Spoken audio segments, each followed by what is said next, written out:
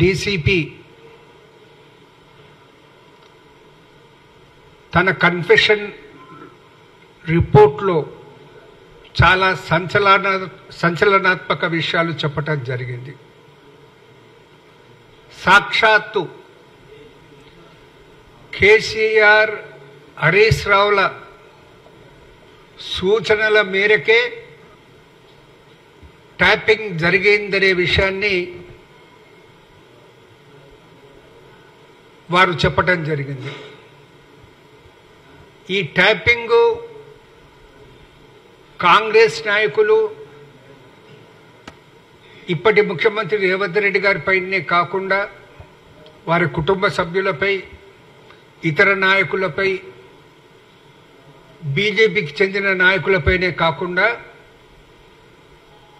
తమ సొంత పార్టీ నాయకులపై కూడా ఈ ట్యాపింగ్ వ్యవహారం నడిపించారని ఆయన స్పష్టం చేయడం జరిగింది.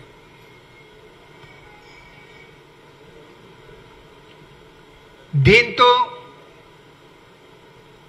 బీజేపీ, బీఆర్ఎస్ పోలీస్ నిఘా సంస్థలను, ఈడీని, సిబిఐని ఏ విధంగా తమ రాజకీయ స్వార్థానికి ఉపయోగించుకుంటున్నాయనే విషయంలో ఒక స్పష్టత వస్తుందన్నమాట మీకు మనవి చేస్తా ఉన్నాను. బీజేపీ, బీఆర్ఎస్లో ప్రతిపక్ష నాయకులను, ప్రతిపక్ష పార్టీలను ఇరుక్కున పెట్టడానికి ఈ విధంగా ప్రయత్నం చేయటం జరుగుతుంది. అసలుకు పోలీస్ వ్యవస్థలో సిబిఐ,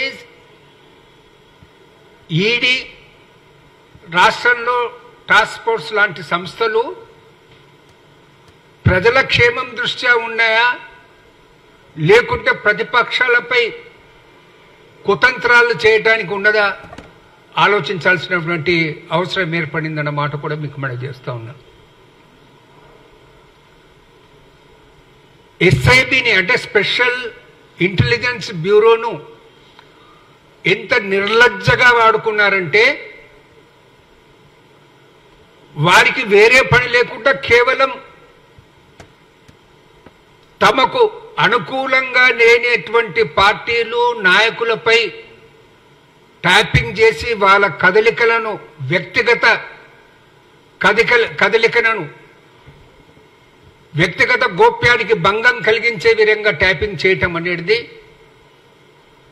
ప్రజాస్వామ్యంలో తలవంచుకోవాల్సినటువంటి పరిస్థితి అన్నమాట మీకు మనం చేస్తూ ఉన్నాను. ట్యాపింగ్ గురించి, తర్వాత స్పై కెమెరాలను, కావలసినటువంటి పరికరాలను ప్రత్యేకంగా ఢిల్లీ నుంచి తెప్పించుకున్నామనే మాట ఆయన చెప్పడం జరిగింది. చార్టర్డ్ ఫ్లైట్లను కూడా వినియోగించుకున్నామనే మాట చెప్పడం జరిగింది. ఇది ఎంతవరకు వెళ్తుందో చూస్తే చాలా ఆశ్చర్యంగా ఉంది. రాష్ట్ర ప్రభుత్వం ఇప్పటికే ఈ ట్యాపింగ్ వ్యవహారంపై ఎంక్వైరీ చేస్తుంది. ఇప్పుడు ఈ రిపోర్ట్ వచ్చింది కాబట్టి నేను రాష్ట్ర ముఖ్యమంత్రి గారికి విజ్ఞప్తి చేస్తూ ఉన్నాను, శాసనసభ స్పీకర్ గారికి కూడా మనవి చేస్తూ ఉన్నాను. మీరు వెంబడే శాసనసభను ప్రత్యేక సమావేశంగా ఏర్పాటు చేయండి. రాధాకృష్ణరావు గారు ఏదైతే కన్ఫెషన్ రిపోర్ట్లో ఇచ్చిన అంశాలను, ఆ నివేదికను అసెంబ్లీ ముందు పెట్టి చర్చించండి. భవిష్యత్తులో ఏ పోలీస్ ఆఫీసర్ కూడా నిబంధనలకు అతిక్రమించకుండా పనిచేసే విధంగా కట్టడి చేయాల్సినటువంటి అవసరం ఉంది. ఇందులో అప్పట్లో ఉన్న డీజీపీ, కమిషనర్ల పాత్ర కూడా ఏమైనా ఉందా అది కూడా ఆలోచించాల్సినటువంటి అవసరం ఉంది. రాజకీయాల్లో